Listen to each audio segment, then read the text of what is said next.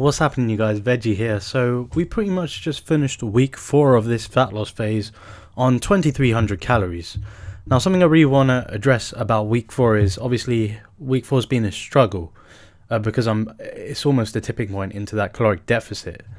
Now for those of you unaware, my caloric surplus is 2750. So I started my fat loss phase on week 1 at 2600 because I usually do minus 100 every week, right?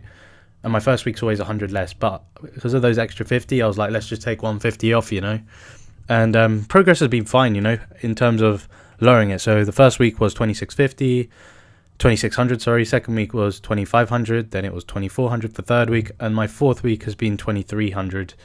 And it's been really tough. I've been looking for ways to really have that energy in the gym because I'm just becoming more and more lethargic, obviously, as I'm cutting a lot of those carbohydrates out, and obviously you also lose some of the protein and fats as well.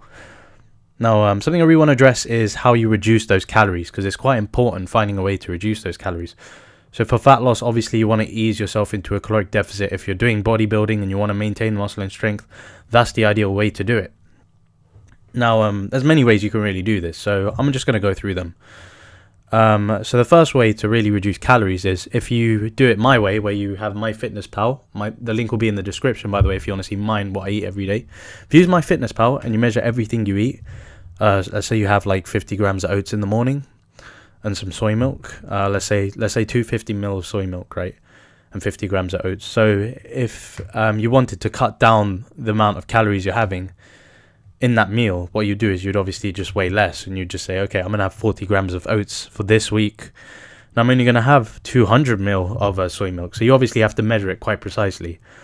And the whole point of really bringing down those calories is you want to try and bring it down on every meal rather than being low in the morning. Obviously you want to make sure you have energy in the morning is quite important. So reducing your carb intake through your meals throughout the day through measurements is the best way, ideally. So obviously cut down the amount of, maybe I myself have Weetabix, right, so instead of oats. So instead of having 4 on my first week, currently I'm on my coming up to my 5th week. I'm on my 5th week. I'd have about 2 or 3. That's it, right?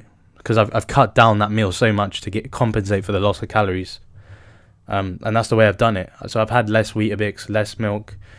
And for my pre-workout meal, if I have oats, let's say, I'd cut it down by about 10-20 grams from what it previously was.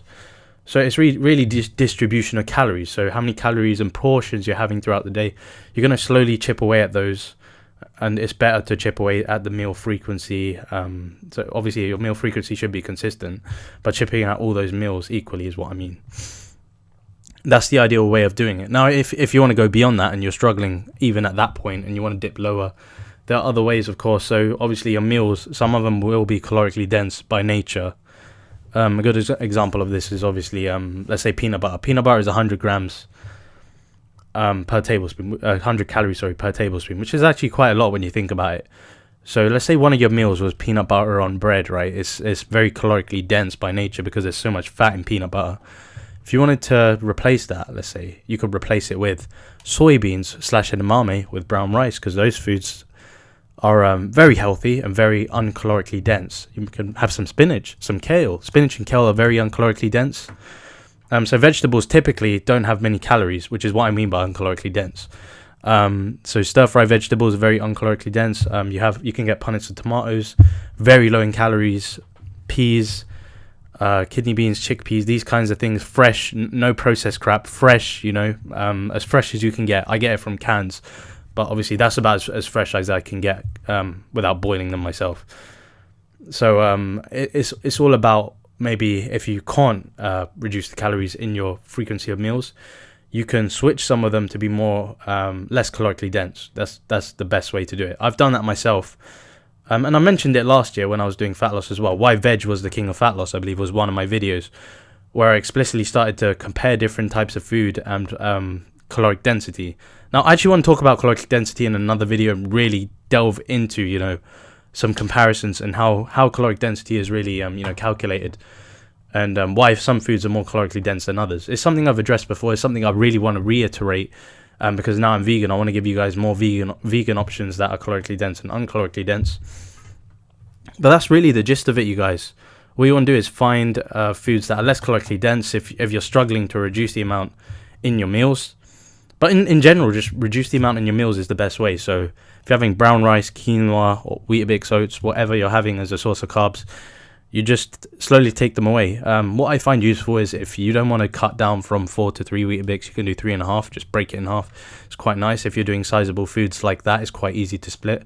Otherwise, you have to get the scales out and put the effort into measuring it. That's why I find Weetabix quite easy, because you can just snap it in half as opposed to putting the oats in the bowl and then measuring it out.